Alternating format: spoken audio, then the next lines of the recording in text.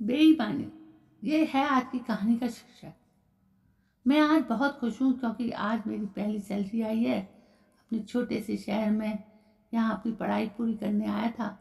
पापा तो चाहते थे कि मैं अपनी पढ़ाई पर ही ध्यान दूँ, लेकिन मैंने घर की हालत देखी है। पढ़ाई के साथ मैंने नौकरी भी की, घर का लोन भी है और पढ़ाई पूरी करने के बाद भी तो यही करना है। पार्ट टाइम एक जॉब ज्वाइन कर लिया है जिसमें मुझे 12,000 रुपये मिल रहे थे। पहले महीने की सैलरी लिए रक्षाबंधन मनाने मैं अपने घर के लिए रवाना हुआ। घर जाने में मुझे 6 घंटे लगते थे। ट्रेन का सफ़र था। सैलरी के पैसे मैंने अपने पर्स में रखे थे। त्योहार का समय है, ट्रेन में जगह मिलना मुश्किल की बात है, लेकिन इन सब बातों को अब मैं मुसीबत नहीं मान रहा था, बल्कि इन सब के बावजूद मेरा मन खुश था। जेब में पैसे जो थे, पैसा पास में हो तो खुशी होती ही है। इस बात का मुझे आज एहसास हुआ था। ट्रेन का लोकल डब्बा पूरा भरा था। मेरा स्टॉप लास्ट स्टॉप था। कई स्टेशन पर रुकती ट्रेन मज़े से चल रही थी। प्लेटफॉर्म पर उतर कर मैं भी मज़े लेते हुए खाते पीते हुए अपनी यात्रा कर रहा था।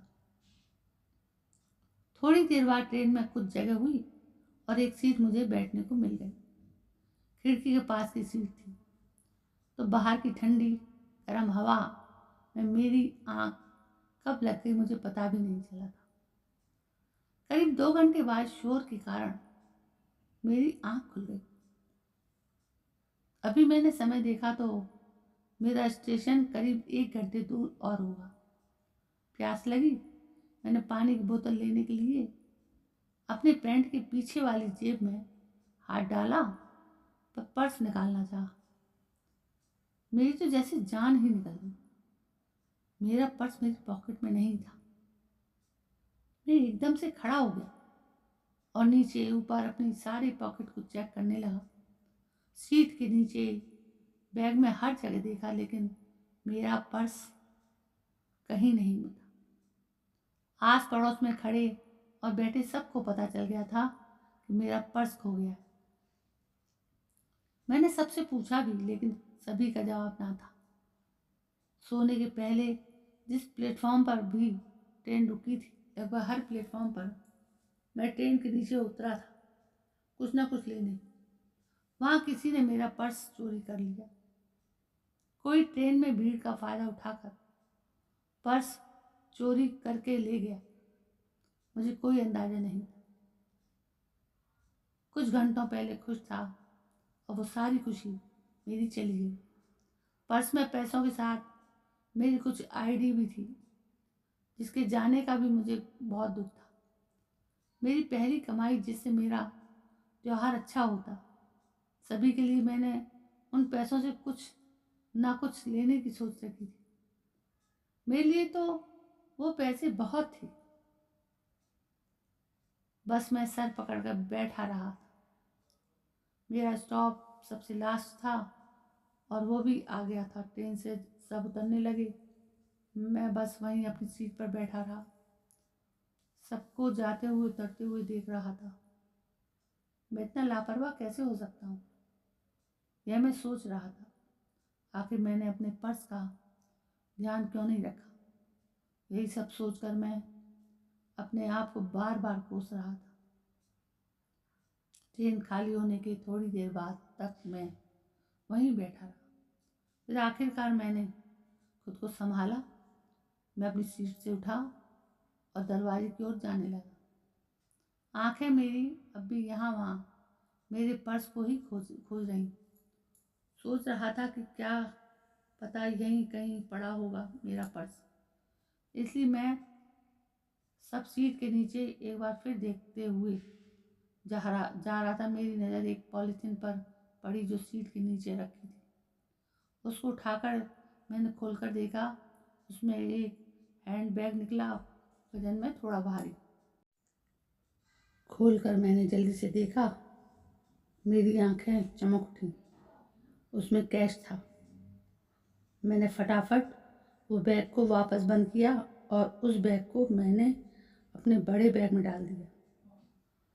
मैंने उसे ठीक से देखा भी नहीं कि कितने पैसे उसमें हैं।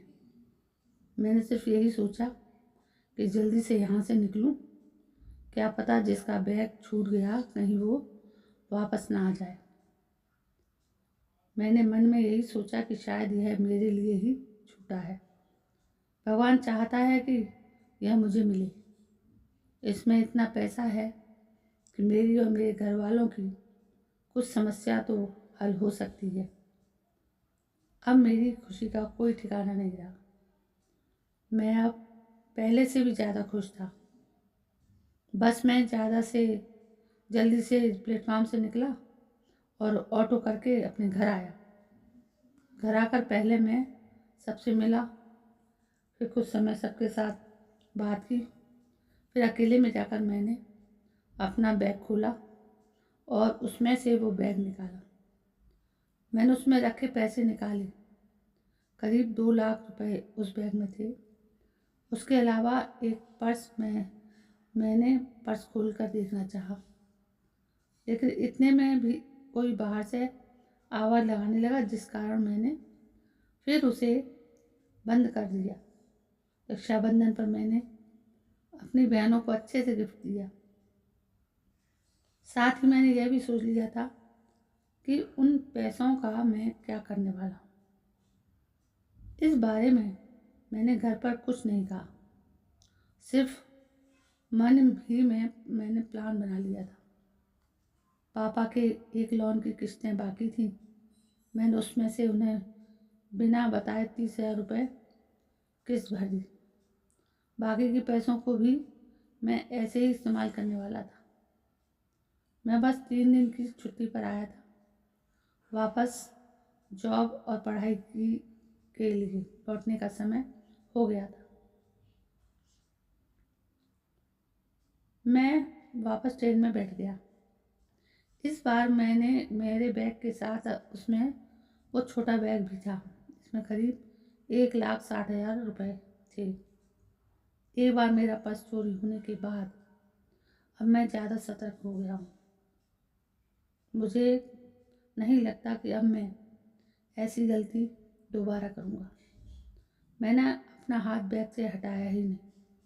प्लेटफॉर्म पर नीचे उतरते हुए भी बैग को अपने साथ लेकर गया। करीब आधा सफ़र ही हो गया था। एक प्लेटफॉर्म पर गाड़ी रुकी। मैंने एक लड़के को जो चाय बेच रहा था बुलाया और बोला कि चाय दे। लड़के ने मुझे चाय भर कर दी और जैसे ही उसने मेरी तरफ देखा, वो बिना पैसे लिए बिना कुछ बोले भागा। मैंने उसे आवाज़ लगाई कि भाई छोटू, कहाँ जा रहा है? अपने पैसे तो लेकर जा। पर वो भागा ही जा रहा था। कुछ मिनट बाद वो दिखाई देना बंद हो गया।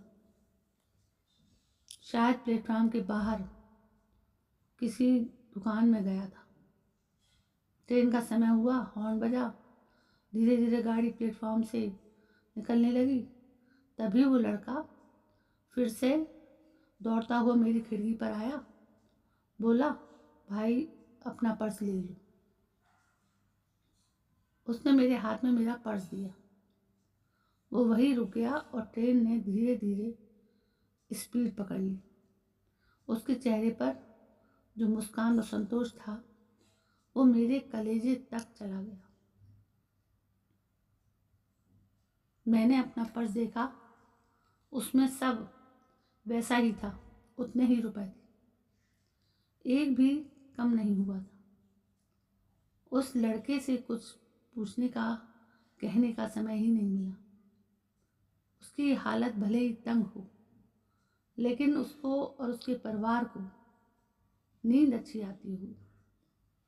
अब मैं यह सोच रहा था कि भगवान अब मुझे क्या दिखाना और सिखाना चाहता है।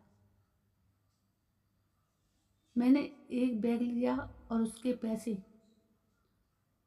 अपने समझे, जबकि एक लड़का मुझसे काफ़ी छोटा मुझे ज़िंदगी का बड़ी सीख दे गया। मुझे ये सिखा गया कि मैं बेईमान, ये सारा पैसा बेईमानी का है। भले ही मैंने ये चुराया नहीं है, लेकिन मैंने यह भी कोशिश नहीं की जानने की कि यह पैसा किसका है। एक लड़का मुझे बेईमान से ईमानदार बना गया। मैंने अपने कमरे में जाकर सबसे पहले उस बैग में देखा कि कहीं कुछ पता एड्रेस मिल जाए। उसमें एक पर्स था जिसमें एक एड्रेस मुझे मिला। मैंने उस पते पर उस बैग को भेज दिया। साथ ही एक चिट्ठी भी लगी जिसमें मैंने लिखा कि इसमें जितने पैसे कम हैं मैं अपनी सैलरी से वापस कर दूंगा। इस नोट के साथ मैंने अपना नंबर भी छोड़ा।